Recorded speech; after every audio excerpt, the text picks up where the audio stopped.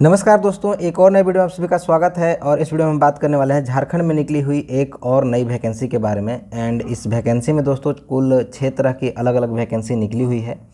तो हम आपको इस वीडियो में सारी जानकारी देंगे कि कौन लोग इसको अप्लाई कर सकते हैं, मतलब उसके लिए योग्यता क्या चाहिए, कितनी उम्र तक के लोग इसको अप्लाई कर सकते हैं एंड कैसे अप्लाई करना है। सारी बातें हम आपको इस वीडियो में बताएंगे। लेकिन उससे पहले अगर आप हमारे चैनल पर नए हैं तो पहले चैनल को सब्सक्राइब कर लीजिए और बने रहिए वीडियो में लास्ट तक, ताकि आपको सारी जानकारी मिल सके। तो चलिए बिना देरी के हम लोग शुरू करते हैं। तो जैसा कि यहाँ पे देख पा रहे हो दोस्तों, सबसे पहले तो आपको यहाँ पे दिख रहा होगा जिला ग्रामीण विकास अभिकरण चतरा, और ये वैकेंसी है मनरेगा की, मतलब कि चतरा जिले में ये वैकेंसी निकली है। महात्मा गांधी राष्ट्रीय ग्रामीण रोजगार गारंटी अधिनियम मनरेगा के अंतर्गत सृजित पदों पर रिक्त पदों के विरुद्ध संविदा के आधार पर नियुक्ति हेतु सूचना। ये संविदा है, मतलब कि कॉन्ट्रैक्ट बेसिस है।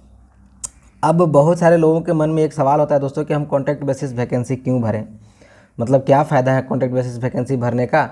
वैसे अगर ये तो परमानेंट होता नहीं है, ये वगैरह वगैरह बहुत सारी बातें दिमाग में चलती रहती हैं। लेकिन मैं आपको बता दूं दोस्तों कि बहुत सारी ऐसी वैकेंसीज भी आती हैं परमानेंट, जहाँ पे आपको 1 साल 2 साल किसी अन्य क्षेत्र में काम करने का अनुभव खोजा जाता है, मतलब अनुभव की मांग की जाती है। वहाँ पे आप अगर किसी संविदा पर ही कॉन्ट्रैक्ट बेसिस से जॉब अगर आप किए हुए हैं and you have got experience, मतलब आपके पास अगर अनुभव है, तो आप उस वैकेंसी को अप्लाई कर सकते हैं और आप परमानेंट जॉब भी प्राप्त कर सकते हैं। इसीलिए कभी भी कॉन्ट्रैक्ट बेसिस वैकेंसी भी अगर कोई निकलती है एंड अगर आप एलिजिबल हैं, आपके पास योग्यता है, आप भर सकते हैं, ले सकते हैं, तो उसमें कतई देरी ना करें, ज़रूर करें। तो अब हम आपको आगे बढ़ते हुए बताते हैं कि कैसे इसको क्या क्या इसमें डिटेल्स हैं, सारी जानकारी हम आपको इसमें दे देते हैं। तो यहाँ पे देख लीजिए पदों की विवरणी, सबसे पहले मैं आपको बता देता हूँ। यहाँ पे देख लीजिए पदों की विवरणी है और इसमें क्या क्या पोस्ट निकला हुआ है तो मैं आपको दिखा दे रहा हूँ। यहाँ पे देखिए प्रखंड कार्यक्रम पदाधिकारी की वैकेंसी है, जिसमें कुल 1 वैकेंसी है और वो वैकेंसी है अनुसूचित जनजाति के लिए, मतलब एसटी के लिए, ये रिजर्व है।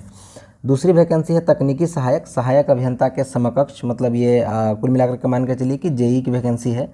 एंड टोटल 9 वैकेंसी है दोस्तों, तो काफ़ी अच्छी संख्या में वैकेंसी है। जिसमें जनरल के लिए 4 वैकेंसी है, एसटी के लिए 1 वैकेंसी है, एससी के लिए 1 वैकेंसी है, बीसी 1 के लिए और बीसी 2 के लिए, दोनों के लिए 1 वैकेंसी है। एंड ये ईडब्ल्यूएस के लिए भी 1 वैकेंसी है। तो काफ़ी अच्छी संख्या में वैकेंसी है, सभी के लिए पोस्ट यहाँ पर रिजर्व है। अगला वैकेंसी है आपको तकनीकी सहायक, ये भी जेई की वैकेंसी है और इसमें कुल 9 पोस्ट इसमें भी हैं दोस्तों, तो काफ़ी अच्छी संख्या में भी वैकेंसी है। लेखा सहायक की वैकेंसी है, टोटल 7 सीटें हैं इसमें। और कंप्यूटर सहायक की भी वैकेंसी है, कंप्यूटर असिस्टेंट, जिसमें टोटल 8 वैकेंसी है। एंड बात करें हम लोग ग्रामीण रोजगार सेवक, जो इसका मेन फोकस है दोस्तों, तो ग्रामीण रोजगार सेवक की कुल 30 वैकेंसी है। तो 30 वैकेंसी कोई छोटी मोटी वैकेंसी नहीं है अगर देखा जाए दोस्तों, तो काफ़ी अच्छी संख्या में वैकेंसी। इसमें आपको एसटी के लिए भी वैकेंसी है, एससी के लिए 4 वैकेंसी है, बीसी 1 के लिए 3 वैकेंसी है, बीसी 2 के लिए 4 वैकेंसी है एंड ईडब्ल्यूएस के लिए भी 3 टोटल वैकेंसी है। तो काफ़ी अच्छी संख्या में वैकेंसी निकली हुई है दोस्तों। अब हम लोग नेक्स्ट बात कर लेते हैं दोस्तों योग्यता की, कि क्या क्या योग्यता चाहिए इसमें आपको ये फॉर्म भरने के लिए। तो यहाँ पे आप देख पा रहे होंगे शैक्षणिक योग्यता की बात करें, यहाँ पे पद लिखा हुआ है एंड इधर शैक्षणिक योग्यता लिखा हुआ है। पहला हमारा वैकेंसी था प्रखंड कार्यक्रम पदाधिकारी ब्लॉक प्रोग्राम ऑफिसर, एंड इसके लिए क्या योग्यता चाहिए, तो यहाँ पे देख लीजिए किसी भी सरकारी मान्यता प्राप्त विश्वविद्यालय संस्थान से किसी भी संकाय एवं विषय में स्नातक प्रतिष्ठा 55% अंक के साथ उत्तीर्ण होना चाहिए। मतलब आपने अगर ग्रेजुएशन किया हुआ है ऑनर्स के साथ तो आप इसको भर सकते हैं, मतलब कि उसमें कम से कम 55% नंबर आपका होना चाहिए। सामान्य स्नातक तथा वैसे स्नातक प्रतिष्ठा उत्तीर्ण जिनका प्राप्तांक 55% से कम है परंतु वो स्नातकोत्तर उत्तीर्ण हो, वे भी आवेदन समर्पित कर सकेंगे। तो कहने का मतलब अगर आपका 55% नहीं है ग्रेजुएशन में और आपने इसके बाद पीजी किया हुआ है तो भी आप एलिजिबल हैं। मतलब अगर आप पीजी पास आउट हैं तो आपको परसेंटेज की बाध्यता समाप्त हो जाती है। अदरवाइज़ अगर आप सिर्फ ग्रेजुएशन पास हैं तो आपको 55% नंबर उसमें होना चाहिए।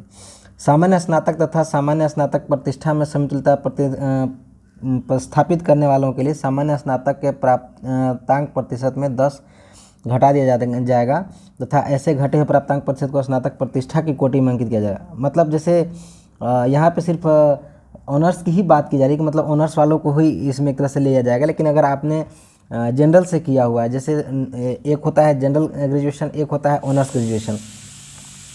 तो जब आप किसी पर्टिकुलर सब्जेक्ट को लेकर के ग्रेजुएशन करते हैं तो वो आपका ऑनर्स माना जाता है। एंड जनरल सब्जेक्ट में जैसे आपने कोई भी 5 सब्जेक्ट उठा लिए एंड उसमें अगर आपने स्नातक किया हुआ है तो उसको जनरल ग्रेजुएशन माना जाएगा दोस्तों। तो अगर आपने जनरल से किया हुआ है और आपका 55% नंबर है तो आप नहीं भर पाएंगे, लेकिन अगर आपने जनरल से ग्रेजुएशन किया हुआ है उसके बाद आपने पीजी भी किया हुआ है तो आप भर पाएंगे। हाँ, अगर आपने जनरल से ग्रेजुएशन किया हुआ है और आपके नंबर 65% हैं या 65% से अधिक हैं तो भी आप भर पाएंगे, क्योंकि यहाँ पे बोला कि 10% आपका घटा दिया जाएगा। तो घटाने के बाद आपका तो 55 तक आना चाहिए। जैसे अगर आपका 65 है तो 55 तो आ जाएगा, 10 घटाने के बाद तो आप भर पाएंगे। ठीक है, 54 हो जाएगा तो फिर नहीं भर पाएंगे। नेक्स्ट देखिए, अतिरिक्त योग्यता भी इसमें मांगी जा रही है। तो अतिरिक्त योग्यता में क्या मांगा जा रहा है, तो अगर आपने किसी मान्यता प्राप्त संस्थान से MBA किया हुआ है, PGDB किया हुआ है या PGDBM किया हुआ है या PGDRD किया हुआ है या BCA किया हुआ है, BSc कंप्यूटर किया हुआ है, BSc कंप्यूटर ऑनर्स या MCA MSc कंप्यूटर विज्ञान में किया हुआ है, तो ये अतिरिक्त योग्यताएँ मानी जाएंगी। और इन सब में से किसी में भी समन्वयता लाने हेतु PGDRD के प्राप्तांक प्रतिशत 5 घटाकर MBA की कोटि में प्राप्तांक प्रतिशत जोड़ा जाएगा। अगर आपने PGDRD किया हुआ है तो उसमें थोड़ा सा 5% आपका नंबर घटा दिया जाएगा एंड उसके बाद उसको MBA की कैटेगरी में जोड़ा जाएगा। और BCA तथा सामान्य BSc कंप्यूटर को BSc कंप्यूटर ऑनर्स की श्रेणी में लाने हेतु में से प्राप्तांक में 5% घटा दिया जाएगा। तो देखिए, जो BCA किए हुए हैं उनको भी 5% नंबर घटा करके BSc कंप्यूटर साइंस के समतुल्य लाया जाएगा। तो ये कुछ शैक्षणिक योग्यता है, इसके बारे में आप देख लीजिएगा। और अगर कुछ डिटेल्स आपको इसमें डाउट रहता है तो मुझसे पूछ लीजिएगा, क्योंकि काफ़ी लंबा है ये डिटेल्स। उसके बाद अगला आपका वैकेंसी जो है वो है तकनीकी सहायक अभियंता के समक्ष जो असिस्टेंट इंजीनियर होते हैं उनके समकक्ष ये वैकेंसी है। इसमें क्या चाहिए तो आप यहाँ पे देख लीजिए, सरकारी मान्यता प्राप्त संस्थान से सिविल संकाय में BE या BTech अनिवार्य होगा। मतलब कहने का मतलब है कि अगर आपने बैचलर ऑफ इंजीनियरिंग सिविल में किया हुआ है, ये डिप्लोमा वालों के लिए नहीं है। जैसे डिप्लोमा हम करते हैं सिविल से तो वो लोग नहीं भर पाएंगे, इसमें बैचलर होना चाहिए, मतलब ग्रेजुएशन की डिग्री होनी चाहिए। तो अगर आपने बैचलर इंजीनियरिंग सिविल में किया हुआ है या BTech किया हुआ है सिविल में तो आप इसको भर पाएंगे। उसके अलावा कुछ अतिरिक्त योग्यता भी इसमें मांगी जा रही है, जैसे सरकारी मान्यता संस्थान से MTech किया हुआ हो या PGDCA किया हुआ, MCA किया हुआ, MSc कंप्यूटर साइंस किया जाएगा। तो ये सब अतिरिक्त योग्यता है, इसको भी आप मतलब दे सकते हैं अगर आपने किया हुआ है तो। नेक्स्ट है आपका JEE के लिए तकनीकी सहायक कनीय अभियंता, मतलब कि हो गया JEE हो गया। इसमें क्या चाहिए, इसमें आप डिप्लोमा वाले लोग भर सकते हैं। ठीक है, मतलब जिन्होंने भी सिविल में डिप्लोमा किया हुआ है तो वो लोग इसको भर पाएंगे। एंड डिप्लोमा से ज़्यादा है तो भी भर पाएंगे, लेकिन अगर आप मतलब डिप्लोमा किए हुए हैं तो मिनिमम क्वालिफिकेशन डिप्लोमा है तो आप इसको भर पाएंगे। ठीक है, उसके अलावा कुछ अतिरिक्त योग्यता भी इसमें भी मांगी जा रही है, तो अगर आपके पास है तो लगा दीजिएगा, आपको प्रॉफिट होगा।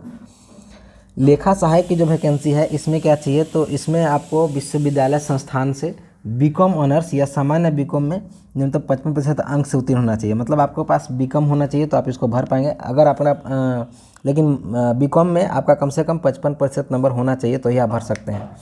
उसके अलावा अगर आपने BCom में 55% से कम नंबर लाए हुए हैं और आपने MCom किया हुआ है, मतलब PG की डिग्री ली हुई है, तो भी आप इसको भर पाएंगे, क्योंकि उसमें MCom किया हो तो आवेदन कर सकेंगे। परंतु अगर BCom के कुल प्रतिशत प्राप्तांक में 5 घटाकर उसे BCom ऑनर्स की कोटि में अंकित किया जाएगा। हाँ, अगर जनरल से आपने BCom किया हुआ है और अपना का 60% नंबर है तो भी आप भर पाएंगे। ठीक है, 60 से अधिक है तो भर ही पाएंगे, क्योंकि 5% घटाने की बात की जा रही है। ठीक है, नेक्स्ट हम देख सकते हैं कंप्यूटर सहायक की। तो इसमें क्या चाहिए, तो किसी मान्यता प्राप्त विश्वविद्यालय या संस्थान से BSc कंप्यूटर ऑनर्स किया है तो आप भर पाएंगे, BSc कंप्यूटर सामान्य किया है तो भी आप भर पाएंगे, BCA किया हुआ है तो भी भर पाएंगे, या सामान्य स्नातक उत्तीर्ण के पश्चात PGDCA किया हुआ है तो भी आप इसको भर सकते हैं। और अगर आपने सामान्य से BSc किया हुआ है कंप्यूटर में तो आपको 5% नंबर घटाया जाएगा, और उसके बाद अगर आपने PG किया हुआ है तो कोई इशू नहीं है। ठीक है, उसके बाद कुछ अतिरिक्त योग्यता भी चाहिए। अब मेन फोकस जो हमारा है ग्राम रोजगार सेवक का। ठीक है, तो ग्राम रोजगार सेवक की वैकेंसी के लिए क्या क्वालिफिकेशन चाहिए वो यहाँ पे देख लीजिए। तो किसी भी सरकारी मान्यता प्राप्त विश्वविद्यालय या संस्थान से इंटरमीडिएट या मैट्रिक परीक्षा के पश्चात किसी भी ट्रेड में ITI या मैट्रिक के पश्चात ITI की स्थिति में ITI के प्राप्तांक प्रतिशत को इंटरमीडिएट प्राप्तांक प्रतिशत के समतुल्य समझा जाएगा, तो आप इसको भर पाएंगे। ठीक है, मतलब अगर आप मैट्रिक के बाद अगर आपने ITI किया हुआ है या इंटर किया हुआ है तो मतलब कुल मिलाकर के इंटर इसकी योग्यता रखी गई है। उसके बाद ये क्वालिफ़िकेशन है, मतलब एक्स्ट्रा अगर आपके पास है, जैसे PGDRD तो लोग कर ही लेते हैं नॉर्मली आजकल, तो ये सब अगर आपके पास कुछ है तो आप इसको भर पाएंगे। ठीक है, नेक्स्ट यहाँ पर देख लीजिए, सैलरी की बात की गई है कि सैलरी आपको कितना मिलने वाला है। ठीक है, अगर आपके पास देखिए मंथली यहाँ पे दिया हुआ है फॉर लेस देन 5 ईयर, अगर आपके पास 5 साल से कम एक्सपीरियंस है तो आपको इतना सैलरी मिलेगा, और अधिक है तो इतना सैलरी मिलेगा। मतलब प्रखंड कार्यक्रम पदाधिकारी के लिए 23,140, वहीं एक्सपीरियंस वालों के लिए 23,700। ठीक है, तो मतलब कुछ एक्स्ट्रा मिल रहा है। तकनीकी सहायक के लिए अगर बात करें तो 22,000, तकनीकी सहायक कमनीय अभ्यानी की जेई के लिए 19,000, लेखा सहायक के लिए 14,300, कंप्यूटर सहायक के लिए भी 14,300, सबसे कम ग्राम रोजगार सेवक की है 11,000। तो ये आपकी सैलरी मिलने वाली है आपको इस वैकेंसी में दोस्तों। एंड जो आरक्षण है वो झारखंड के नियमानुसार होगा। झारखंड के लिए जो आरक्षण के नियम लागू होते हैं झारखंड सरकार के द्वारा बनाए हुए, उसके हिसाब से आपको आरक्षण इसमें मिलने वाला है। नेक्स्ट हम लोग बात कर लेते हैं एज क्राइटेरिया की। तो एज आपको यहाँ पे देख लीजिए, जनरल के लिए आपको 35 साल रखा गया है। BC1 के लिए आर्थिक रूप से कमज़ोर, अच्छा ये EWS है, EWS के लिए आपको 35 साल, BC1 के लिए, BC2 के लिए आपको 37 साल, महिलाएं जो हैं BC1 BC2 EWS की उनके लिए 38 साल, और ST SC के लिए जो महिला पुरुष दोनों हैं उनके लिए 40 साल तक के उम्र के लोग इसको भर सकते हैं। वहीं एक सर्विसमैन को इसमें 5 साल की छूट दी गई है। यहाँ पे देख लीजिए 5 साल की छूट आपको एक सर्विसमैन को दी गई है, और PWD के कैंडिडेट के लिए 10 साल की छूट दी गई है। अब आपको अप्लाई कैसे करना है तो मैं आपको बता दूं कि अप्लाई करने के लिए यहाँ पे देख लीजिए, आपको आवेदक के द्वारा दिनांक 29/8/2023 से दिनांक 12/9/2023 के अपराह्न 5 बजे तक, यानी कि शाम 5 बजे तक ही apply.rdd.jharkhand.gov.in पर केवल ऑनलाइन आवेदन स्वीकार किया जाएगा। मतलब ये वैकेंसी आपको ऑनलाइन भरनी है। मैं बहुत दिनों बाद देख रहा हूँ कि अप्लाई RDD के माध्यम से कोई वैकेंसी निकली हुई है एंड उसका डिमांड किया जा रहा है दोस्तों। और अप्लाई RDD की वैकेंसी की खास बात यह है कि ये 5 बजे तक ही लिंक को एक्टिव रखते हैं। तो ध्यान दीजिएगा कि ये रात 11 बजे या के 59 मिनट जो नॉर्मली होता है सेंट्रल गवर्नमेंट की वैकेंसीज़ में या स्टेट गवर्नमेंट की वैकेंसीज़ में, तो वो ये नहीं है। शाम 5 बजे तक ही इसकी लिंक एक्टिव रहती है। तो जो भी हमारे दोस्त भरना चाहते हैं लास्ट डेट का इंतज़ार मत कीजिएगा, जितना हो सके पहले ही भरने की कोशिश कीजिएगा। काफ़ी इसमें डिटेल में फॉर्म भरना पड़ता है। अगर आप लोग डिमांड करेंगे तो मैं उससे रिलेटेड वीडियो बना दूंगा, लेकिन इसमें सारा कुछ डिटेल्स अपलोड करना पड़ता है, सारी डॉक्यूमेंट स्कैन करके अपलोड करना पड़ता है, सारा डिटेल आपको अपना भरना पड़ता है।